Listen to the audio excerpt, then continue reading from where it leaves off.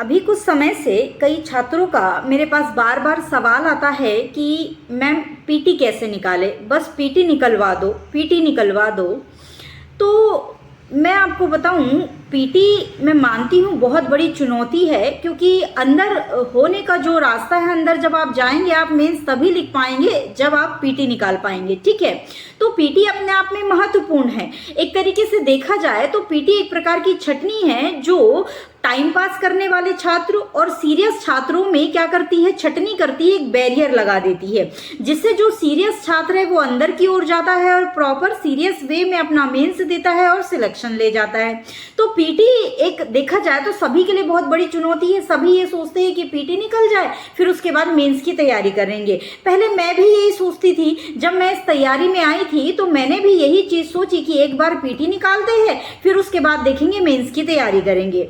देखो, ऐसे कर करके मैंने एक पीटी दिया, दो पीटी दिया, मेरा नहीं हुआ, कहीं ना कहीं मेरा मोरल डाउन होने लगा। तो मैंने सोचा कि इस समस्या की जड़ में जाना चाहिए। जड़ में मैं कैसे गई, मैंने जो भी सिलेक्ट हुए हैं या जो नहीं भी सिलेक्ट हुए हैं उनकी भी कमियों को उनसे बात की, उन्होंने अपनी कमियां बताई, उन्होंने ये बताया कि हम इस कारण से लगातार फेल होते रहे और हताश होते रहे, तो उनसे भी मैंने कुछ सीखा और जो सिलेक्ट हुए हैं उनसे भी मैंने कुछ सीखा। आप एक बात याद रखिएगा, हमेशा हमेशा सिलेक्शन लेने वाले से ज्यादा जो फेल होता है वो तरीकों को जानता है कि कौन कौन से तरीकों से सिलेक्शन नहीं हो सकता। क्योंकि सिलेक्शन लेने वाले ने तो एक ही तरीका इस्तेमाल किया, एक या हद से हद दो तरीके उसने इस्तेमाल किए और वो क्या हो गया, सिलेक्ट हो गया। लेकिन जो एक अनसक्सेसफुल होता है वो अलग अलग तरीकों को अपनाता है कि इस तरीके से निकल जाए, उस तरीके से निकल जाए। तो उसके पास आपको बताने के लिए चीजें ज्यादा होती है, ये कि किन चीजों में आप अपना समय दीजिए, किन चीजों में आप अपना समय नहीं दीजिए। तो ये कुछ चीजें होती है जिससे आप क्या कर सकते हैं, अपनी जो तैयारी है उसको सही दिशा दे सकते हैं। तो इस तरीके से मैंने कई लोगों से बात की, कई लोगों ने मेरी हेल्प भी की, उनमें से एक आपके सर ही है। और इतना सब बात करने के बाद मेरे एक बात समझ में आई कि हाँ, वाकई में बिना मेंस की तैयारी के पीटी निकालना थोड़ा सा मुश्किल हो जाता है। ऐसा नहीं कि बिना मेंस की तैयारी के आप पीटी नहीं निकाल सकते, आप तब भी निकाल सकते हैं, लेकिन आपको अपने प्रीलिम्स का दायरा थोड़ा सा बढ़ाना पड़ता है। आप ये कहो कि मैं लुसेंट पढ़ के या मैं घटना चक्र पढ़ के या कोई क्विक बुक पढ़ के या कोई पीडीएफ पढ़ के, सिर्फ पीडीएफ पढ़ के मैं एग्जाम निकालने जाऊंगा, तो नहीं। तो आपको यहाँ पर मेंस का 25% जो एक कहते हैं ना हम लोग की पोर्शन होता है, उसको कहीं ना कहीं लेके चलना पड़ेगा। जैसे कि अगर उत्तर प्रदेश लोक सेवा आयोग की बात की जाए तो यहाँ पर आप देखेंगे एनसीईआरटी का महत्व है। लाइक यूपीएससी, जैसे यूपीएससी में बिना एनसीईआरटी के आप प्रवेश नहीं कर सकते, आप बिल्कुल वैसे ही मानकर चलिए यूपीपीसीएस को। यहाँ पर एनसीईआरटी की उतनी ही महत्ता है जितनी यूपीएससी में है। ठीक है, तो अगर आप प्रॉपर मेंस की तैयारी नहीं भी करना चाहते हैं, उसके बावजूद आपको एनसीईआरटी पढ़नी पड़ेगी। एनसीईआरटी हालांकि मेंस के लेवल की होती है, मेंस स्तर पर ही उसको पढ़ा जाता है, लेकिन चूंकि अब कंपटीशन इतना बढ़ गया है, आप इस बात को समझो, 2015-2014 का दौर कुछ और था, जब घटना चक्र और ऑब्जेक्टिव लगाने मात्र से प्रीलिम्स निकल जाता था। अब का दौर कुछ और है, अब सिर्फ घटना चक्र या ऑब्जेक्टिव लगाने से या पीवाईक्यू लगाने से प्रीलिम्स नहीं निकलेगा। इस चीज को आप अपने अंदर अच्छे से बिठा ले। आज भी अगर आप उस पुराने दौर में जी रहे और 2015 और 2014 की सिलेक्ट हुए व्यक्तियों से सलाह ले रहे हैं, तो आप बहुत बड़ी गलती कर रहे हैं और अपने भविष्य के साथ खिलवाड़ कर रहे हैं। इस चीज को आप अच्छे से दिमाग पर बिठा लेना। आज का दौर कुछ और है भाई, प्रतिदिन कंपटीशन बढ़ रहा है, इस चीज को समझिए। डेली टू डेली कंपटीशन बढ़ रहा है, डेली 500 लोग मिनिमम आपके कंपटीशन में आकर आपके साथ खड़े हो जाते हैं, इस चीज को याद रखिएगा। ठीक है, तो यहाँ पर हमको उसी स्तर पर काम करना पड़ेगा जिस स्तर पर प्रतिदिन कंपटीशन बढ़ रहा है। इसके लिए सबसे पहले आप एनसीईआरटी को तो जरूर पढ़े। एनसीईआरटी का जमाना है, बिना एनसीईआरटी पढ़े, और मेरी माने तो नई और पुरानी दोनों एनसीईआरटी अगर एक बार पढ़ लेंगे, एक से दो बार अच्छे से रीड कर लेंगे, उसके इंपॉर्टेंट फैक्ट्स उसमें से आप निकाल करके उसके सिनॉप्सिस बना लेंगे या उसके शॉर्ट नोट्स बना लेंगे। जिस भी भाषा में छोटे में आपको समझ में आता हो, एक वर्ड में आपको समझ में आता हो, वो आपका तरीका होना चाहिए कि किस तरीके से आपको समझ में आता है। कई लोगों को पूरी लाइन लिखनी होती है, कई लोग सिर्फ एक वर्ड लिख करके चीज़ों को समझ जाते हैं। तो वो आपको डिसाइड करना है कि उसमें से कैसे शॉर्ट नोट आपको बनाना है। आप प्रॉपर अपने आप को समय दीजिए। जब मेरा पीटी नहीं निकल रहा था तब मैंने भी अपने आप को एक साल ड्रॉप किया, प्रॉपर समय दिया, उसके बाद मेरा अभी तक पीटी नहीं रुका है। हालांकि चूंकि मेरे यहाँ के जो मेंस रहे हैं वो मतलब मेरे यहाँ थोड़ा सा डिले चल रहा है। 2021 का रिजल्ट 2023 में आया, 2023 के जो मैंने मेंस लिखे थे अभी तक उसका रिजल्ट नहीं आया, उसका रिजल्ट आने वाला है दिवाली के बाद, इंटरव्यू होने वाले हैं मार्च अप्रैल में। तो मेरे यहाँ का थोड़ा सा डिले चल रहा है, इसलिए मुझे अभी रिजल्ट नहीं नजर आ रहा। लेकिन हाँ, एक साल ड्रॉप करने के बाद, प्रॉपर अध्ययन करने के बाद मैंने जब पीटी देना शुरू किया तो उसके बाद अभी मेरा पीटी नहीं रुका है। 23 का भी मेरा पीटी निकला, 24 का भी मेरा पीटी निकला है, 24 का भी अभी 21 तारीख से 21 अक्टूबर से मेरे मेंस है, तो 21 अक्टूबर से मैं पुनः मेंस लिखने जाऊंगी। तो ये जो सवाल मेरे सामने बार बार आ रहे थे उसका जवाब मैं देना चाहती थी कि आप लोग अपने आप को एक बार समय दीजिएगा अच्छे से। जब आप अपने आप को अच्छे से समय देते हैं और मेंस और प्रीलिम्स को लेकर जब आप साथ में चलते हैं तो आपकी तैयारी थोड़ी सी बेहतर हो जाती है। और एनसीईआरटी यूपीपीसीएस का अगर हम देखें क्राइटेरिया या यूपीपीसीएस के जो क्वेश्चन, ऐसा नहीं कि यूपीपीसीएस के मैंने एग्जाम नहीं दिए, मैंने एग्जाम दिए। मुझे थोड़ा सा फीवर आता है यूपीपीसीएस में सी सेट से, क्योंकि वहाँ मुझे थोड़ी दिक्कत हो जाती है। बाकी हाँ, फर्स्ट पेपर में मेरे हमेशा हाईएस्ट नंबर रहे हैं। उसका भी रीज़न यही रहा है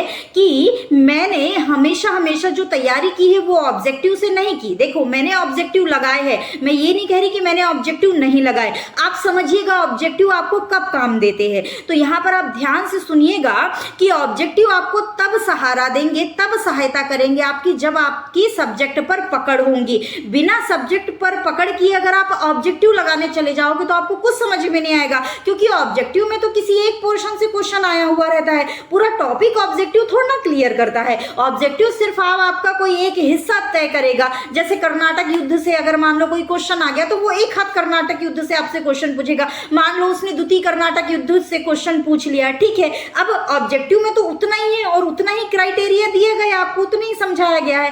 अब जब आप पहला कर्नाटक युद्ध नहीं पढ़ोगे, किसी चीज की जब आपको शुरुआत ही नहीं पता होगी तो उसके मध्य भाग को आप कैसे समझ लोगे, या किसी चीज का जब आपको अंत ही नहीं पता होगा तो उस पूरे सब्जेक्ट को आप कैसे समझोगे। किसी व्यक्ति को समझने के लिए, जैसे एक व्यक्ति है, आप किसी व्यक्ति को जानना चाहते हैं, उसको पहचानना चाहते हैं, तो उसको समझने के लिए सबसे पहले आप ये सामने वाले से पूछते हैं कि आपका नाम क्या है, फिर आप पूछते हैं आपके पिताजी का नाम क्या है, फिर आप पूछते हैं आप क्या करते हैं, फिर आप पूछते हैं आपके पिताजी क्या करते हैं, फिर आप जो भी बताते हो उसके बारे में फिर वो और जानकारी आपसे लेते जाते हैं। तो यही तरीका होता है किसी चीज को समझने का, किसी चीज को जानने का। ऑब्जेक्टिव में सिर्फ एक हिस्सा आपको दिखाया जाता है, बाकी हिस्से आपके उससे धूमिल रहते हैं। आप उनको नहीं समझते, उनको नहीं जानते और आप जानने का प्रयास भी नहीं करते। आप बस ऑब्जेक्टिव लगाते हैं, डब्बा पढ़ते हैं, आप सोचते कि बस मैंने इतना पढ़ लिया, मेरा ये टॉपिक क्लियर हो गया। अब आयोग ने तो पहली बार पूछ लिया द्वितीय कर्नाटक युद्ध, हो सकता है तीसरी बार वो तृतीय कर्नाटक युद्ध के कारण पूछ ले, हो सकता है तीसरी बार वो ये पूछ ले कि तृतीय कर्नाटक युद्ध किस संधि से समाप्त हुआ। तो इन सब चीजों से आप अछूते रह जाते हैं और ऑब्जेक्टिव लगाने का आपको कोई फायदा नहीं मिलता। ऑब्जेक्टिव आप ऐसे लगाए कि पहले आप अपने पूरे सब्जेक्ट क्लियर करें। सब्जेक्ट क्लियर करने के बाद, जैसे आज आपने टॉपिक पढ़ा, मान लो आपने पॉलिटी उठाई, आपने पॉलिटी का एक टॉपिक पढ़ा संविधान सभा। संविधान सभा की शुरुआत से लेके संविधान बनने तक, मतलब संविधान के अंत तक कौन कौन सी बैठ के ये वो प्रारूप वगैरह, ये सारी समितियां, ये सब आपने पढ़ा। अब ये जो पूरा एक होल टॉपिक आपने पढ़ा, इस होल टॉपिक के आप ऑब्जेक्टिव लगा लो। जैसे आपने दिन में 2 घंटा इसको पढ़ा, अच्छे से रीड किया, अच्छे से रट डालो, अच्छे से पढ़ डालो, मल्टीपल टाइम रिवीजन कर डालो। अब शाम को आप अपने लिए आधा घंटा निकालो या 45 मिनट निकालो। उस आधे घंटे या 45 मिनट में आप क्या करें, ऑब्जेक्टिव लगाए। ऑब्जेक्टिव में आप घटना, फिर देखो एक बार टॉपिक पढ़ने के बाद फिर चाहे आप घटना चक्र लगाओ, फिर चाहे आप लूसेंट लगाओ, फिर चाहे आप यूथ लगाओ, फिर चाहे आप किसी इंस्टीट्यूट के टेस्ट सीरीज लगाओ, कोई फर्क नहीं पड़ता। आपका टॉपिक क्लियर होना चाहिए, ठीक है। जब तक आप इस स्ट्रेटजी को लेकर नहीं चलोगे तब तक एग्जाम में आपको हमेशा हमेशा दिक्कत ही होने वाली है, और ऐसी साल दर साल आप पीटी ही देते रह जाओगे, उसके आगे कभी बढ़ नहीं पाओगे और एक दो नंबर से आप हमेशा पीछे छूटते जाओगे, ठीक है। तो मैं ये चाहती हूँ कि आप एक दो नंबर से बिल्कुल भी ना छूटे। इतनी मेहनत आप करते हो, बहुत सारी जिम्मेदारियां आप पर होंगी, कई बार समाज का भी दबाव हम पर होता है, परिवार का भी होता है, और जब एक आध बार पीटी निकल जाता है और आप मेंस लिखने लग जाते हैं तो परिवार भी रिलैक्स हो जाता है, समाज भी रिलैक्स हो जाता है, मतलब फिर सवाल करना बंद कर देता है, परिवार भी फिर सवाल पूछना बंद कर देता है। वो सोचता है कि अरे हाँ, एक तो निकल ही गया है, ये निकल गया तो ये भी आज निकल ही जाएगा, सबको आप पे भरोसा हो जाता है। तो उस भरोसे के लिए आपको एक साल जिसके भी ताने सुनने हैं सुन लो, जिसकी भी बातें सुननी है सुन लो, अपने आप को एक साल दो, अच्छे से पुश करो, अच्छे से तैयारी करो। अब जो नए लोग सुन रहे हैं, अभी जिनको पीटी देना है, आरओ का पीटी देना है, यूपी पीसीएस का पीटी देना है, अब वो ये बात सुन के बिल्कुल भी हतोत्साहित मत होना। वो ये मत सोचना कि मेरे पास समय नहीं है, इतने समय से आप कुछ ना कुछ पढ़ते तो आ ही रहे होंगे, आप एकदम नए तो होंगे नहीं कि आप पहली बार किताब उठा रहे हो या पहली बार अनाराम सीख रहे हो, इमली का सीख रहे हो, का नहीं, आप हिंदी पढ़ना बखूबी जानते हो, नोट्स पढ़ना बखूबी जानते हो, तो आप पढ़ना लिखना तो समझते ही है ना। तो अभी बिल्कुल हताश होने का समय नहीं है कि ये नहीं कि मैडम बोल रही कि एक साल, अरे अब तो एक साल का समय ही नहीं बचा है, 3 महीने बाद प्रीलिम्स है, हाउ ठीक है, 3 महीने बाद 2 महीने बाद मैं मान के चलूं प्रीलिम्स है, तो भी हम संभावना है कि हम निकाल सकते हैं। हम ये क्यों सोचे कि हम नहीं निकाल सकते, हम ये सोचे ना कि हम निकाल सकते हैं। तो उसके लिए अभी जो नोट्स आपको जो कोचिंग से जुड़े हैं वो ठीक है, जो नहीं जुड़े हैं वो भी, उनके पास जो सोर्स है, सोर्स तो आपने जुटाई होंगी इतने समय से, अगर आप इस तैयारी में हैं या हाल ही आप इस तैयारी में आए हैं, तो भी आप ये मत सोचे कि मैं नहीं, बस आप ये सोचो कि मुझे अपना 100% देना है। क्या देना है? मेरे को अपना 100% देना है। उस 100% में आप कोई कमी मत छोड़ो। आप ये सोचो ही मत कि मैं ये पढ़ूं कि ये नहीं पढ़ूं, ये छोड़ दूं, ये सब मत सोचो। आपके सिलेबस में जो चीजें दी गई है उसके अनुसार आप अपना 100% दीजिएगा। आप इतिहास आपके यहाँ आता है, आप इतिहास पढ़ने बैठे हैं, सबसे पहले अपना 100% उसमें दो। पॉलिटी आता है, पॉलिटी में आप तो हर सब्जेक्ट में जब आप अपना 100% देते हो तो उसके परिणाम भी आपको मिलते हैं। मान लो अभी परिणाम नहीं मिला, 1 साल बाद उसका परिणाम मिल जाएगा। तो जब आप एफर्ट लगाएंगे ही नहीं तो आपको परिणाम कैसे मिलेंगे? तो अभी मेरी इन बातों से आपको हतोत्साहित होने की बिल्कुल भी आवश्यकता नहीं है। आप इसको एक संज्ञान के तौर पर ले सकते हैं। आप इसको ये मान के चल सकते हैं, आप मुझे मत मानो, मैडम भी मत मानो, आप मुझे अपनी बहन समझो, जो दोस्त समझो, जो समझना है आप मुझे समझिएगा। और मैं जो बता रही हूँ अगर आपने उसको फॉलो कर लिया तो जैसे उसके बाद मेरा पीटी कभी नहीं रुका, वैसे आपका भी पीटी कभी नहीं रुकेगा, ठीक है। तो अभी जो एग्जाम दे रहे हैं, जैसे आप चल रहे हो वैसे ही चलो। लेकिन हाँ, एक बात मैं अभी भी कहूंगी कि एकदम अंधाधुन ऑब्जेक्टिव के पीछे मत भागो। पहले अपना सब्जेक्ट क्लियर करो, उसके बाद ऑब्जेक्टिव लगाइएगा, उससे आपको ऑब्जेक्टिव में फायदा मिलेगा। एक और तरीका मैं आपको बताती हूँ ऑब्जेक्टिव लगाने का। जैसे जब आप ऑब्जेक्टिव लगाते हैं, आप नहीं, मैक्सिमम 80% लोग मैं जानती हूँ कि ऑब्जेक्टिव कैसे लगाते हैं। वो ऐसे लगाएंगे कि किताब उठा ली, पेन पकड़ लिया, क्वेश्चन पढ़ा, आंसर देखा, वहीं तो लिखा रहता, आंसर देखा, बस हो गया। ऐसे नहीं लगाना है। जैसे आप एग्जाम में क्वेश्चन को सॉल्व करते हैं, कैसे सॉल्व करते हो? आप इत्मीनान से पेपर खोलते हो, बढ़िया से आप क्वेश्चन पढ़ते हो, क्वेश्चन पढ़ने के बाद आप उसके चारों ऑप्शन पे घूमते हो, और चारों ऑप्शन घूमने के बाद आप सोचते हो कौन सा इसके, जो एक देखो, जो क्वेश्चन आना होता है वो एक ही बार में आ जाता है, जिसमें डाउट होता है कई बार ऐसे होते 2 में हमको डाउट होता है, तो वहां हमको एलिमिनेशन टेक्निक अपनानी होती है। तो जो क्वेश्चन आपको डायरेक्ट बन रहा है, ठीक है, आप जो भी आपके पास बुक है उस पे आप टिक मत लगाओ कि ये इसका आंसर है, ठीक है।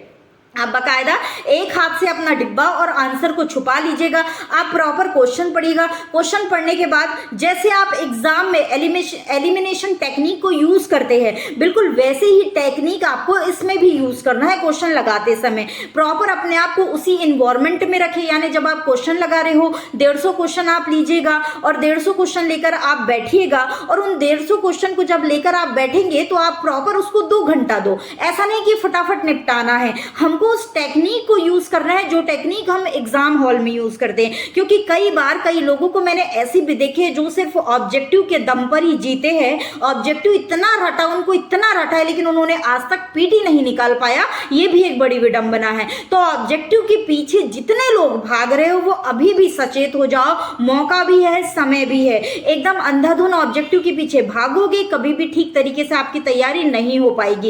इसलिए अपने आप को समय देते हुए बिना जल्दबाजी किए सही तरीके से, प्रॉपर तरीके से नोट्स और किताबों का अध्ययन करें और उनको अध्ययन करने के बाद आप ऑब्जेक्टिव लगाए। एक बार जब आप सब्जेक्ट क्लियर कर लेते हैं तो उसके बाद सिर्फ रह जाता है आपके पास ऑब्जेक्टिव और रिवीजन।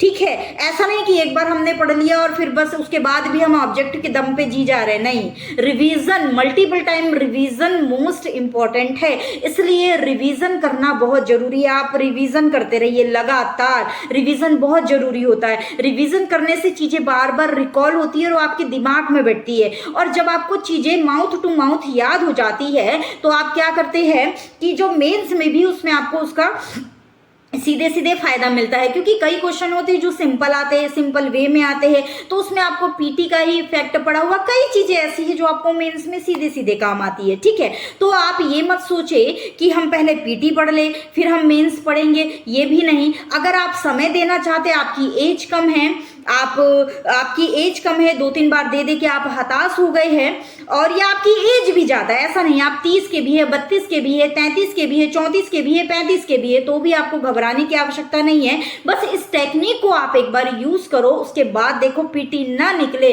तो मेरे इसी वीडियो के नीचे आके कमेंट करना कि मैडम हमने आपके द्वारा दी गई हर एक लाइन के बारे में, हर एक लाइन को अपनाया, हर एक लाइन के बारे में सोचा, हर एक लाइन टू लाइन हमने आपके कहे अनुसार तैयारी की, उसके बाद भी हमारा पीटी नहीं निकला। लेकिन बस ईमानदारी से करना है। अगर आप अपने प्रति ईमानदार नहीं है तो आप मेरे प्रति भी ईमानदार नहीं हो सकते। इसलिए अपने प्रति ईमानदारी बरतते हुए अगर इस टेक्निक से आप तैयारी करते हैं तो आपको 100% सफलता मिलने की संभावना है। तो इस टेक्निक को अपनाइए।